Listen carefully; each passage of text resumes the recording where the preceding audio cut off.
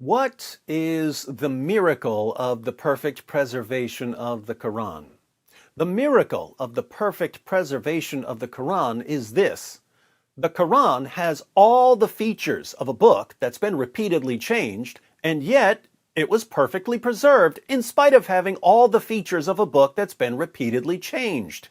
There you have it. It's a miracle. If you ask your Muslim friends what evidence there is for Islam, one of the main responses you'll get is that the Quran has been perfectly preserved. And if you ask your Muslim friends what they mean when they say that the Quran has been perfectly preserved, they'll tell you that the Quran has been completely unchanged from the time it was revealed to Muhammad, and that there has never been a single difference anywhere between any two Qurans. That's what they're taught by their sheikhs and imams. Of course, as soon as you do a little research, you find out that entire chapters of the Quran were lost, that large passages were lost, that verses were lost, that phrases were lost, that manuscripts had to be burned to cover up all the differences in different Qurans, that Quran manuscripts have tons and tons of textual variants, and that even today, Muslims in different parts of the world use different versions of the Quran. But if you tell your Muslim friends any of that, they won't believe you. Why?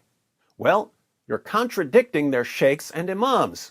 Who knows more about Islam, you or their sheikhs and imams? Their sheikhs and imams, obviously. So they're not going to believe you. What your Muslim friends don't realize is that while their sheikhs and imams may know a lot about Islam, they're also compulsive liars.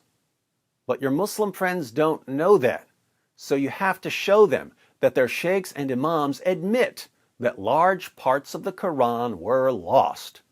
Let's see what the Muslim scholars at Islam Q&A say about more than 200 verses being lost from Surah 33 of the Quran. A questioner writes, "There's a hadith in Musnad Ahmed that says 200 verses were abrogated from Surah Al-Ahzab. Is this true?" Spoiler alert, yes it is. But don't take my word for it. Let the scholars explain.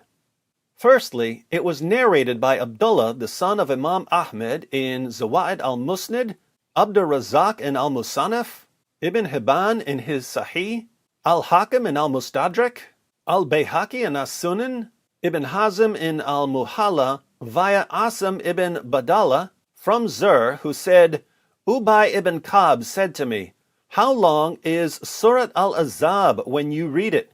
Or how many verses do you think it is?' I said to him, 73 verses. He said, 'Only? There was a time when it was as long as Surat Al-Baqarah, and we read in it, the old man and the old woman, if they commit zina, then stone them both, a punishment from Allah, and Allah is Almighty, most wise.'" Wow, so Surah 33, which has 73 verses in today's Quran, was originally as long as Surah 2, which has 286 verses in today's Quran. So Surah 33 used to be one of the longest, if not the longest, surah in the Quran. But since more than 200 verses were lost, it's now one of the medium-length surahs. Muslims of the world, did your sheikhs and imams tell you about this before they convinced you that the Quran has been perfectly preserved right down to the letter? Of course they didn't. You only hear about these things from us. In fact, I guarantee that the Muslim who sent the question to Islam Q&A only heard about this issue from a Christian or an atheist. Why are Christians and atheists the only people who tell you about the real history of the Quran? But maybe this source is weak. Let's see. Ibn Hazm, may Allah have mercy on him, said, "This is a clearly Sahih Isnad." Oops. "As clear as the sun." Double oops. "In which there is no fault." Triple oops. End quote. Ibn Kathir, may Allah have mercy on him, said, "This is a Hasan Isnad."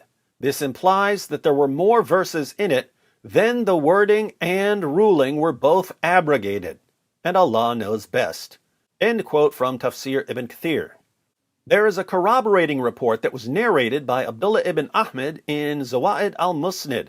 Wahab ibn Baqiya told me, Khalid ibn Abdullah at-Tahan informed me, from Yazid ibn Abi Ziyad, from Zur ibn Hubaysh, from Ubay ibn Ka'b, who said, how many verses do you recite in Surat al-Ahzab? He said, 70-odd verses. He said, we recited it with the Messenger of Allah, blessings and peace of Allah be upon him, like Al-Baqarah, or more than that, and verily the verse of stoning was in it. Oh my goodness, this one says that Surah 33 may have been even longer than Surah 2, even though it's massively shorter in today's Quran. Yazid ibn Abi Ziyad is da'if, weak, but there is nothing wrong with the hadith as there is corroborating evidence for it. So the scholars don't trust Yazid, but since there's corroborating evidence for it, they trust the hadith. This indicates that Surat al-Ahzab was a lengthy surah like Surat al-Baqarah, but most of it was abrogated. When scholars read about hundreds of Quran verses being lost from a single chapter, what do they conclude? That the Quran hasn't been perfectly preserved? No, they conclude that Allah abrogated all those verses that are in His eternal Quran and that He revealed to Muhammad, but that were for some reason forgotten shortly after they were revealed. Allah revealed them just to abrogate them by having people forget them. Starting to see a problem with the Islamic definition of perfect preservation? In the answer to question number 105,746, my goodness, these guys stay busy, we stated that abrogation in the case of the Quran is of three types: abrogation of both the verses and the ruling, abrogation of the ruling but not the verses, and abrogation of the verses but not the ruling. Now this is actually hilarious. Three types of abrogation. So, Allah can remove a verse from the Quran and abrogate the ruling, meaning that the ruling is no longer in the Quran and that it no longer applies. This is abrogation of the verses and the ruling. Allah can also abrogate the ruling but leave the verse in the Quran, meaning that the verse is still in the Quran but that the ruling no longer applies. This is abrogation of the ruling but not the verses. Finally, Allah can remove the verse from the Quran even though the ruling still applies. This is abrogation of the verses but not the ruling. Confused yet? Now you understand why sheikhs and imams don't tell Muslims about any of this.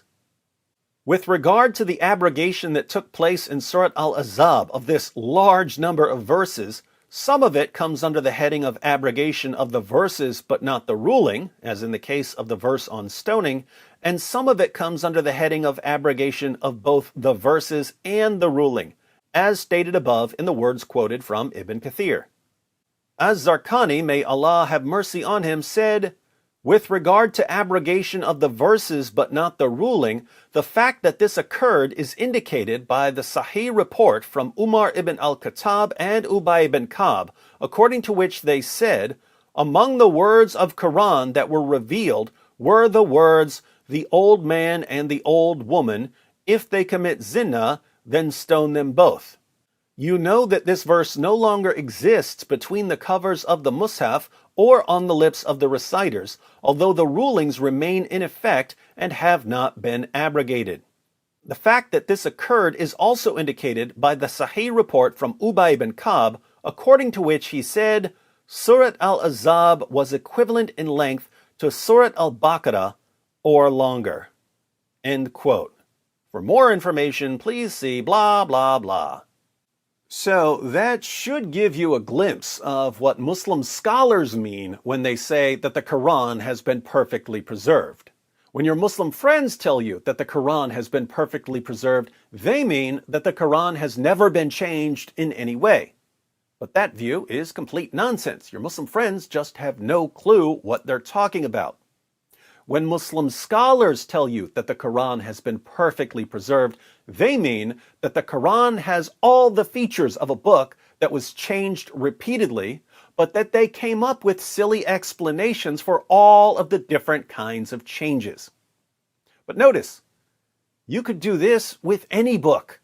You could take any book in history, and no matter how many times it was changed, you could come up with an explanation for why it was changed, and then claim that all of the changes are consistent with your definition of perfect preservation.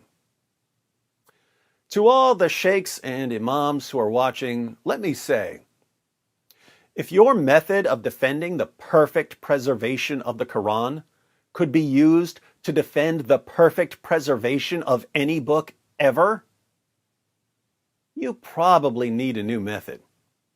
It just backfired on you.